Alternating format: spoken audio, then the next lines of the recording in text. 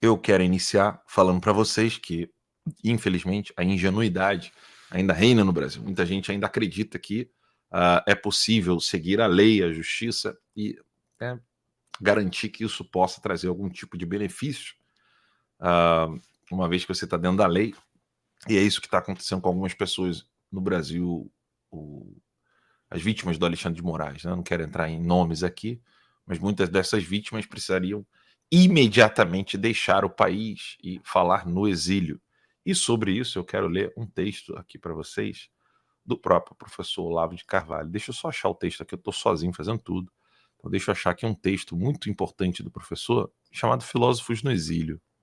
É óbvio que nós estamos falando de filósofos, mas não necessariamente de filósofos. Aqui, acho que vocês vão entender bem que o artigo do professor Olavo de Carvalho vai muito além dessa questão do próprio filósofo em si, né? Ou seja, não é só o filósofo, mas o jornalismo.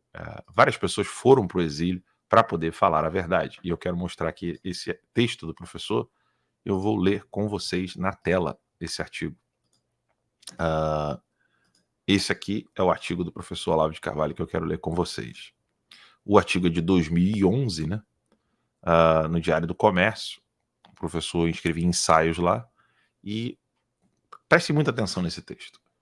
O exílio voluntário ou forçado, mais frequentemente voluntário, parece ser um destino mais comum entre os filósofos do que entre qualquer outro grupo de intelectuais criadores. Sócrates só não foi embora de Atenas porque achou que estava velho demais para aceitar essa oferta no tribunal que o condenou. Preferiu a morte.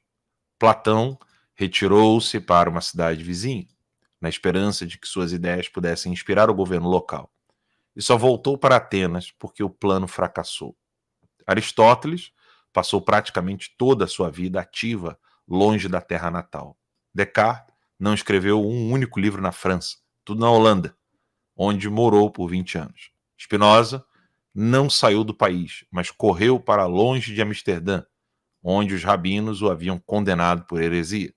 John Locke escreveu sua obra principal em Paris e David Hume, que é britânico, foi redigir seu tratado nas vizinhanças do Colégio de La Flèche, o mesmo do qual Descartes procurava guardar distância. Émile Cioran, espremido numa mansarda em Paris, implorava aos visitantes que não falassem romeno com ele, pois isso atrapalhava o esforço insano que ele desenvolvia para se tornar o maior prosador francês do século. E conseguiu. E nem menciono a infinidade de filósofos que fugiram da perseguição comunista e nazista e se instalaram em Paris, em Londres, na Flórida ou na Califórnia. A lista ultrapassaria de muito as dimensões deste artigo. Muitos deles, passando perigo, não conseguiram se adaptar de novo no país de origem, preferindo permanecer para sempre na pátria adotiva. Em comparação, pintores, músicos, romancistas parecem necessitar da atmosfera nativa, longe da qual sentem definhar sua inspiração. Quem pode imaginar Dostoiévski ou Tolstói afastados para sempre da Rússia?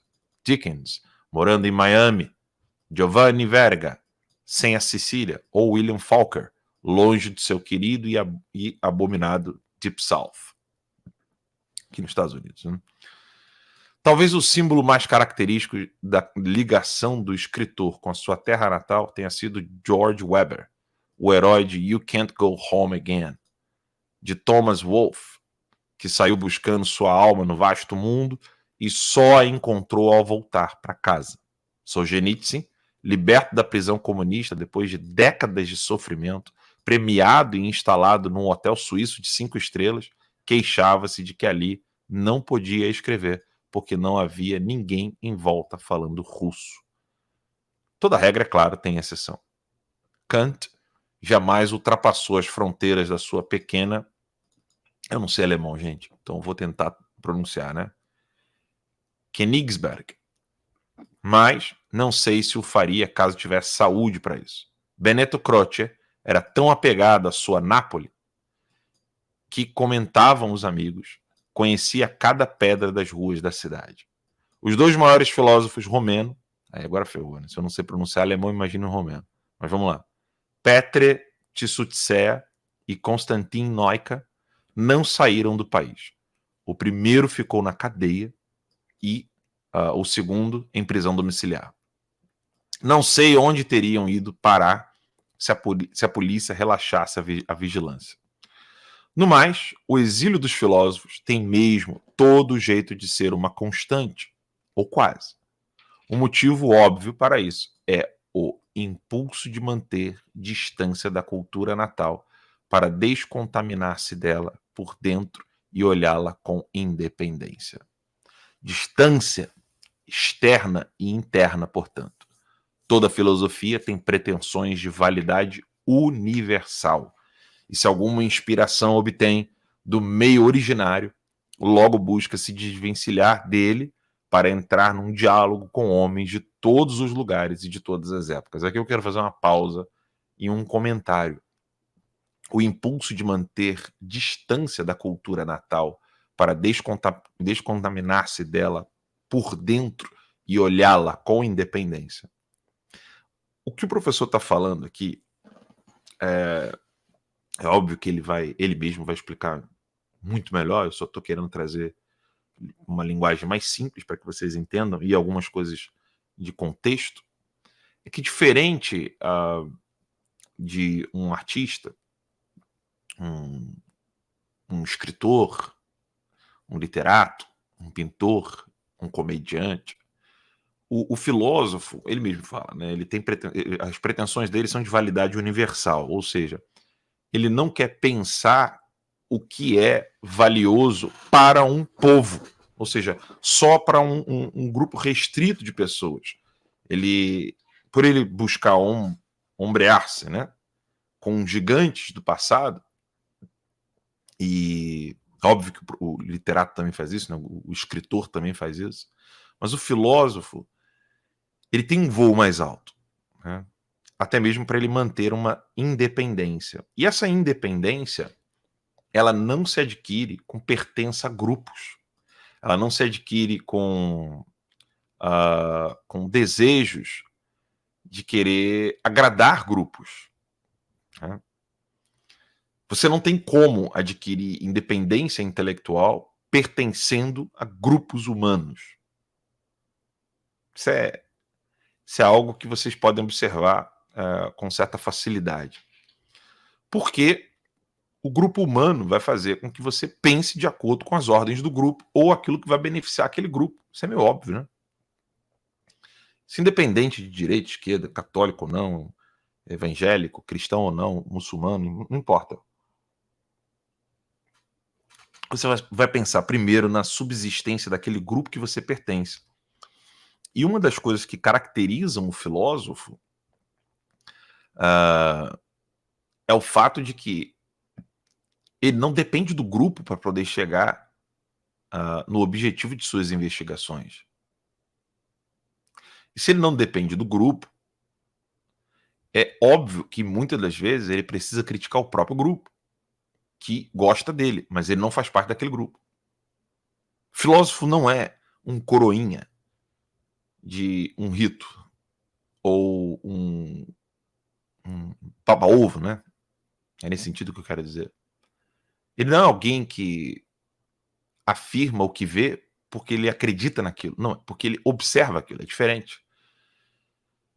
Então daí que muitas pessoas não conseguem entender como que um filósofo olha à distância certas coisas e aí depois, pelo próprio fato da distância da independência, as pessoas vão dizer, não, ele acertou, ele previu. Mas óbvio que ele previu. As crenças dele não são as crenças de um grupo. E as crenças dele também não vão determinar o que os olhos dele estão vendo. O filósofo vai olhar algo e vai analisar pela luz da razão. Ele pode ser auxiliado pela luz da fé, e precisa, né, diga-se de passagem, mas ele não vai determinar o que vê por causa da crença religiosa dele. Eu não digo que esse microfone tem uma espuma preta porque eu creio em Jesus. Eu não sou filósofo, mas o filósofo ele busca isso. Eu tenho aspiração, eu quero, né, um dia mergulhar no âmbito da filosofia, mas falta muito chão ainda. Mas eu posso observar os filósofos e dizer para você o que eles fazem. Né? E é isso que o professor Olavo está tentando explicar aqui. E ele continua. O exílio filosófico também não é só espacial, mas temporal. Essa parte, então, é fundamental. Deixa eu botar maiorzinho aqui para vocês olharem melhor. Assim tá melhor, né? O exílio filosófico também não é só espacial, mas temporal. O filósofo não pode ser um mero homem do seu tempo. Tem que abrir-se a influências vindas de séculos remotos que o libertarão da prisão mental da sua época e, através dele, lançarão as sementes de um futuro às vezes bem longínquo. São Tomás adquiriu sua formação mais de Aristóteles que de qualquer dos seus contemporâneos.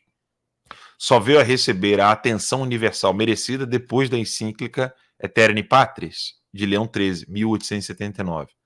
Para quem não está familiarizado com as datas, Santo Tomás de Aquino é de 1240 e alguma coisa. Tá? Ele morreu em 1244, se não me engano. Estou citando de cabeça aqui.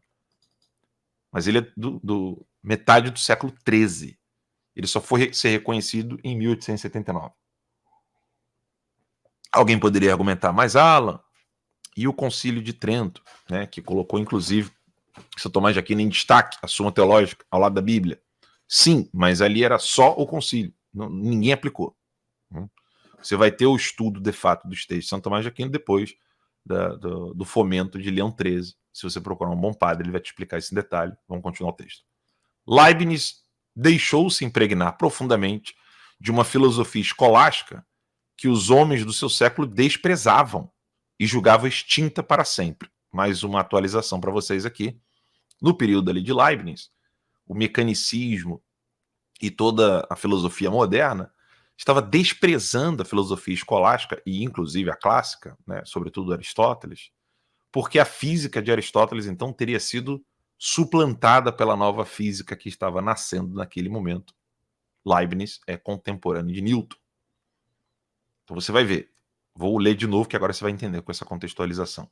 Leibniz deixou-se impregnar profundamente de uma filosofia escolástica, ou seja, ele foi influenciado por séculos anteriores, que os homens do seu século, ou seja, do período dele, desprezavam e julgavam extinta para sempre. Graças a isso, teve intuições cujo acerto magistral só a ciência do século XX viria a confirmar. E é verdade. Quem quiser ler sobre isso, sobre o que ele está falando aqui, ou seja, que a física e a própria ciência depois vão dar mais razão a Leibniz do que a Newton, né?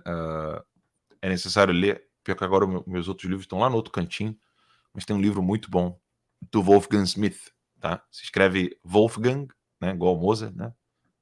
Smith, você já sabe como é, né? S-M-I-T-H. Wolfgang Smith.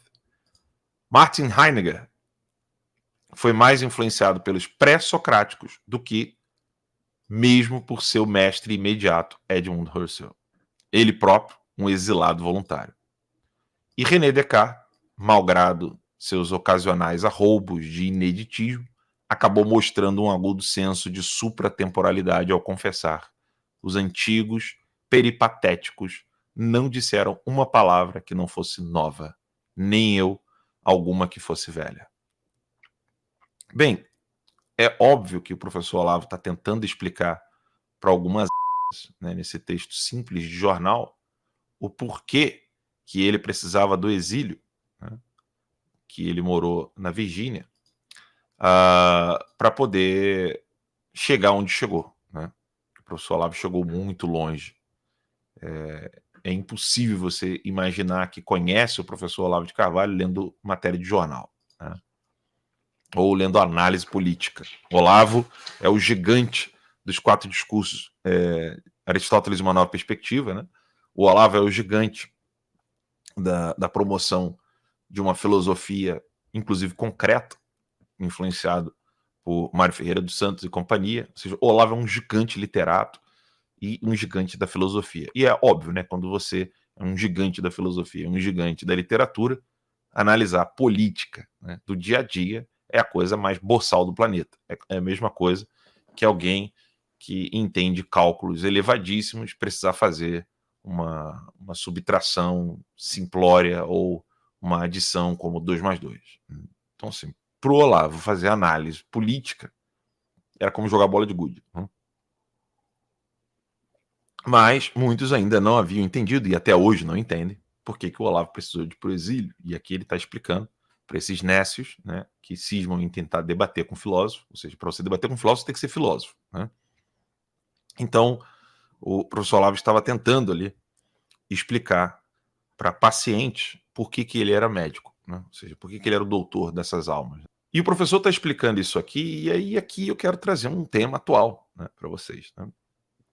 Eu não vejo o futuro do jornalismo, o futuro do pensamento brasileiro, o futuro de qualquer coisa que resgate o Brasil vindo de pessoas que estão no Brasil. Ah, mas todo mundo saiu, não estou falando de todo mundo. Eu estou falando de meia dúzia de jornalistas, meia dúzia de escritores, meia dúzia de juristas. São essas pessoas que teriam a capacidade de restaurar alguma coisa no Brasil. Exatamente por esses motivos que o professor elencou com relação ao filósofo. É óbvio que eu não estou falando aqui que essas pessoas são filósofos, mas você estando de fora, você tem mais liberdade. Afinal de contas, eu pertenço a algum partido político? O Paulo Figueiredo pertence a algum partido político? O Constantino pertence a algum partido político? Quem paga o salário do Paulo, do Constantino?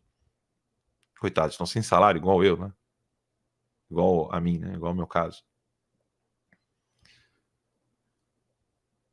Nós vivemos da nossa transmissão, das nossas análises, das assinaturas. Inclusive, né, faço aqui o merchandising mesmo, para que vocês vão para lá para o Locals, terca.locals.com, que é a comunidade do Terça Livre, e assinem o nosso canal aqui no Rumble.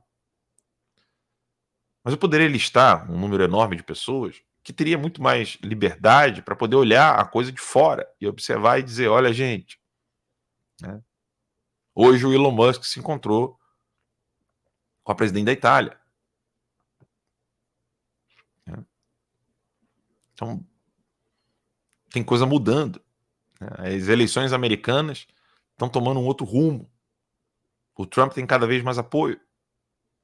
Vejam só, vou trazer eu vou fazer muito vai e volta aqui com vocês. Não vai ser uma coisa linear de uma matéria, comentário, matéria, comentário. Vou fazer uma coisa mais cíclica. O Bolsonaro teve o seu dinheiro, sua conta bloqueada, certo? Se vocês não estão sabendo disso, saibam agora. O Bolsonaro teve as suas contas bancárias congeladas, igual aconteceu comigo. O Trump, quando teve ali aquele problema com a justiça aqui de Miami, ele levantou uma campanha política para continuar falando. Deixa eu ver aqui quanto que o Trump levantou. Trump, vou botar aqui ao vivo para vocês. Trump Fund, fundraising after Miami. Deixa eu ver se eu acho aqui. Bem, o Trump levantou nada mais, nada menos do que 2 milhões de dólares em poucas horas. Vou botar aqui para vocês. Óbvio que o site está desesperado, tá puto da vida, né? O site político. O site é político, tá? Aqui, ó. O Trump levantou 2 milhões de dólares em poucas horas depois do que aconteceu em Miami. Tá aqui, ó, para vocês verem. 2 milhões de dólares. O Bolsonaro, se estivesse livre aqui nos Estados Unidos e fizesse um fundraising, né, uma captação de recursos, de fundos, para poder falar abertamente o que está acontecendo, está aqui a matéria, né? Para poder falar o que está acontecendo na América Latina com relação a... Isso aqui é foto de 13 de junho, tá? Isso aqui foi depois de Miami, só para que vocês entendam. Então, se o Bolsonaro estivesse nos Estados Unidos, como eu advoguei, né, no sentido, eu defendi que o Bolsonaro não deveria ter saído dos Estados Unidos, ele levantaria fundos e estaria aí conseguindo, não sei se 2 bilhões de dólares, mas teria conseguido dinheiro suficiente para socorrer pessoas que estão exiladas, meter uma TV online aqui nos Estados Unidos, fazer live, cobrar, criticar, falar abertamente o que está acontecendo na Suprema Corte, falar das ligações do PT com o narcotráfico, falar da América Latina, criticar o Maduro e falar tudo abertamente. Não, decidiu voltar e ficar no Brasil. Foi burrice. Eu não tenho como não falar de outra maneira. Foi loucura, né? Burrice, não tô chamando o Bolsonaro de burro, tô falando que a decisão foi burra, né? E, de novo, né?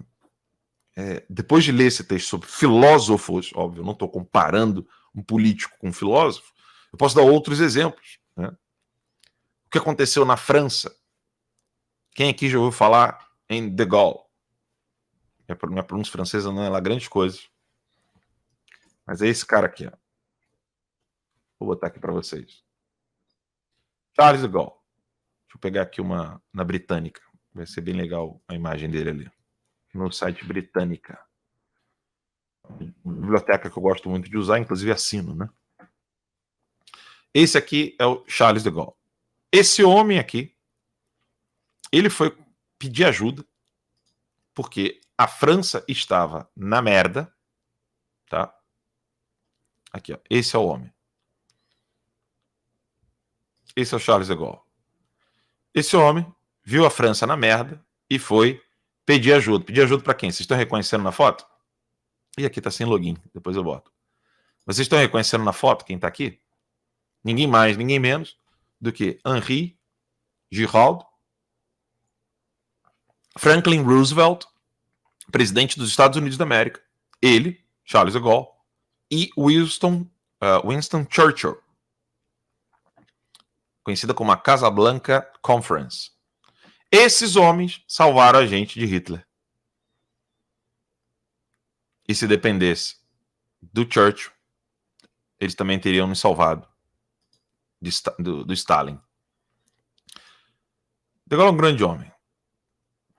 Teve lá os seus probleminhas, mas esse é assunto para outro momento. Ou seja, eu não estou falando de algo impossível, louco, inimaginável com relação ao Bolsonaro. Não seria, assim, muito difícil tomar uma decisão como essa para o Bolsonaro. Ele poderia facilmente fazer isso. E estaria nos Estados Unidos fazendo o que todos nós desejamos que alguém faça no Brasil. Denunciar o Alexandre de Moraes internacionalmente. E para quem pensa, né, que a opinião pública internacional não teria peso, ou não teria influência, ou não adiantaria muito, gente, eu não sei nem o que explicar. Nem sei o que explicar. Se alguém pensa assim, não, mas por que trabalhar a opinião pública?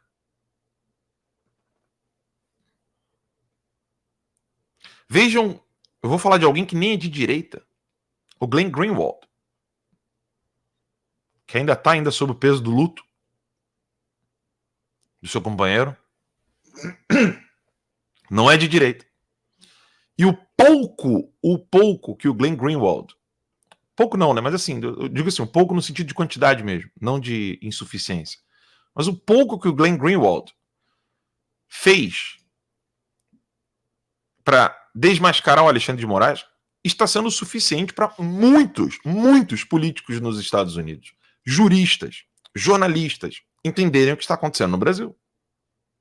Porque senão ia depender só das vítimas, eu, Paulo Figueiredo, Constantino, e algum outro jornalista, uma horda de jornalistas, todos eles alinhados com o Globo, CNN Brasil, né, e companhia.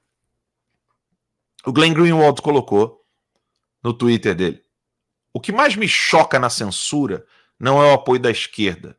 Seus inimigos políticos estão sendo silenciados, então é previsível. É que os defensores da censura mais ferozes são os jornalistas. Ver jornalistas defendendo a censura é como ver um cardiologista exaltando o cigarro. Eu tenho lá minhas discordâncias com relação à frase. Mas vejam só. Se o Glenn Greenwald consegue ter tanto peso ao alertar o mundo o que está acontecendo no Brasil, você imagina Bolsonaro ou qualquer outro político que venha para o exílio e consiga daqui alertar o mundo o que está acontecendo. Eu não posso me comparar ao peso político ou de influência a Bolsonaro. Nem o Paulo Figueiredo, nem o Constantino. Nenhum de nós três, somados, conseguiria ter o peso que o Bolsonaro tem de chegar e falar abertamente. Mas Bolsonaro preferiu dar ouvido àqueles bando de bosta lá do PL, o Valdemar da Costa Neto, e agora está aí com a conta, com os seus bens bloqueados. Eu insisto em dizer que Bolsonaro só ouve gente idiota. Impressionante isso. Então, é óbvio, né? Bolsonaro, para mim, já fez a parte dele, nem precisa ser cobrado. Sendo bem sincero pra vocês. Cabe a nós agora. Mas o que eu fico impressionado é que eu ainda tenho que argumentar que é necessário ir para o exílio para poder mostrar as incongruências jurídicas do Alexandre de Moraes. Ou seja, que não tem pé nem cabeça aquilo dali, gente. Não tem pé nem cabeça. Eu fiquei tentando explicar hoje pro pessoal do Rumble, mandando mensagem pra galera. Eu vou ler algumas aqui. Olha que loucura isso. Eu vou tentar aqui ler para vocês. Tentar não, vou ler aqui para vocês. Falei, hi fulano. Falei para ele o nome. Ele, olha, falei para ele, a Suprema Corte está indo atrás de bloquear o Rumble no Brasil por causa do canal do Monark e em breve por causa do meu. O cara respondeu, what? O cara não entende, tipo, como assim a Suprema Corte quer bloquear? Ele já não entende isso, porque aqui nos Estados Unidos, o que eles lutam aqui é contra as Big Techs, ou seja, é o Google, o Facebook, Instagram, é o Google com o YouTube, é o Twitter, mas aí o Elon Musk comprou o Twitter, estamos livres de fazer live no Twitter, de fazer transmissões ao vivo no Twitter, de comentar no Twitter, enfim. Os caras não entendem que é o Estado que está mandando a ordem. E não entendem que isso não está vindo do Executivo, né? Está vindo do Judiciário. Falei, eles estão indo atrás do Monark também. O cara, que isso? Por quê? Eu expliquei. Né? Censorship. Falei, censura. Eu botei o crime de opinião, botei crime of fake news. Botei. Aí o pessoal do Rumble respondeu, ridiculous, ridículo. Falei, yes it is. Sim, é. Aí coloquei a decisão do Alexandre de Moraes na conversa. Traduzi para ele, expliquei o que está acontecendo. O cara falou assim, cara, isso é loucura. Será que vai acontecer com o Rumble no Brasil assim como na França? Perguntei, provavelmente. Nós já estamos preparados. Por que ele perguntou vai acontecer como está acontecendo na França? Porque na França o governo também proibiu o Rumble. Deixa eu botar meu celular para carregar aqui. Na França, o Rumble está proibido. Na China também. E em Cuba também. E na Venezuela também. Então, vejam que loucura. Né? Eu tenho que explicar, detalhar o que está acontecendo no Brasil. Mas eu digo, o Monark não deveria de ficar no Brasil. Tá? Deveria ir embora. Deltan deveria ir embora. O Marcos Duval deveria ir embora. O Moro deveria ir embora. E nessas horas, essas pessoas, uma vez compreendida a gravidade da situação, desfazer de toda e qualquer discordância e mudança que nós tenhamos com relação à política. Porque o Marcos Duval já está com um perfil bloqueado aí no Brasil, né? Não sei se vocês sabem. Né?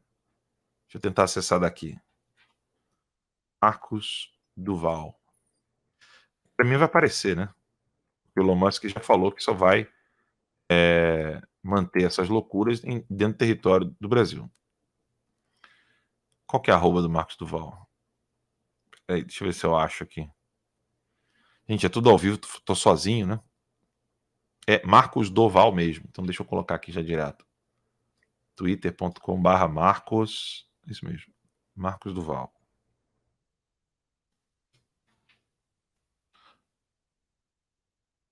É daí que eu escrevi alguma coisa errada aqui. Faltou um R. Só um minutinho, pessoal. Olá. Aqui o perfil do Marcos Duval funcionando normalmente nos Estados Unidos. Aqui para vocês. Olha só. Aqui, compartilhamento de tela. Vou lá. Tá aqui o perfil do Marcos Duval funcionando normalmente. Normalmente. Olha aí. Normalmente. Esse é o perfil do Marcos Duval. Tá aí, ó. Para você estar assim, tem que sair. Sai e denuncia do lado de fora.